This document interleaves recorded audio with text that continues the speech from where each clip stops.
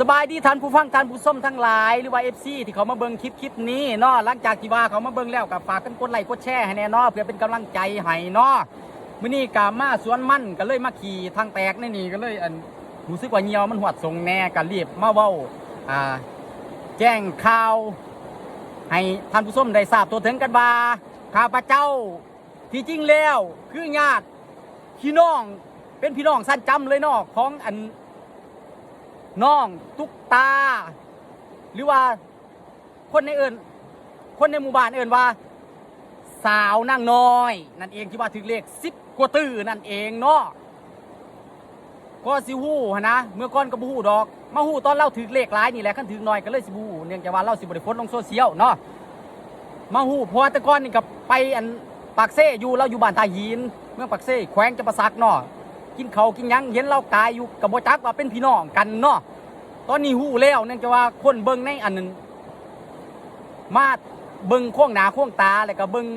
หน้าตามันคล้ายคือเนาะมาเบิ้งในแอปในยังเนาะแล้วก็มาคนเบิ้งใน AI ก็เบิ้งระบบสายเลือดสายยังก็ถูกต้องเนาะว่าเป็นพี่น้องกันแต่ว่านามสกุลบ่คือกันได้เนื่องจากว่าเราอาจสิเอานามสกุลทั้งแม่ทั้งพ่อของเราเราเอานามสกุลทั้งพ่อของเราเนาะแล้วโชคดีขั้นว่าโมเมนต์พี่น้องกันขั้นว่าเราบ่ท่านมีผัวก็อยากเอามาเป็นเมียจะเอามาเป็นเมียพุ่นแหละหรือว่าขั้นเราป้าผัวก็มีลูกมีหยังก็ย่าเนาะ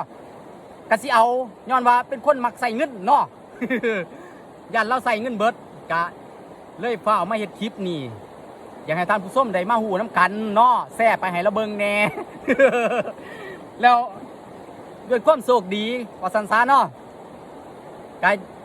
อยากขอเงินเล่าหั่นแหละความจริงกาวาสิโตหลังจากปิดคลิปนี้กาสิโทรไปหาเล่าสิโทรรีบโทรไปหาเล่ากับบอท่านว่าขอเงินดอกเล่าเข้าใจเองแล้วญาติพี่น้องนี่เสื้อซ้ายนี่เขาสลาดดอกเขาก็หู้แหละกันเขามีเงินเขาก็ให้แล้วเนาะยังบ่ได้นี่ประมาณ50 ล้านเนาะเนื่องจากว่าสิเอามาซื้อเลขคือเล่าหั่นแหละให้ถือให้รวยเนาะท่านหลายกว่านั้นก็สิดินไผ่ดินยังไปน้ำเนาะดินไผ่แท่งหมักอีเตาไปน้ำจังสี่เนาะดินไฮโลก็ได้เงินทางรัฐว่าสันสาเนาะแล้วก็สิฮู้ว่าเป็นพี่น้องกันจริงๆนี่นะคือหลังจากเบิ่งในโปรแกรมยังเรียบร้อยเลยเนาะเบิ่งซุ่มเบิ่งในผู้ตรวจสอบเบิ่งใน AI เรียบร้อยเลยก็บัดนี้รีบโทรไปถามเซ็กเบิ่งในเฟซบุ๊กเนาะเห็นเขาแซ่หลายไปเบิ่งเบอร์คนบ้านเขาหนาเลยถามว่าข่อยนี่เราต้นปลายสาเหตุก็ฟังเนาะข่อยแมนบอกพี่น้องกับสาวตุ๊กตาหรือว่าสาวนางน้อยเขาบอกว่าพี่น้องบ้านพ่อมึงเอา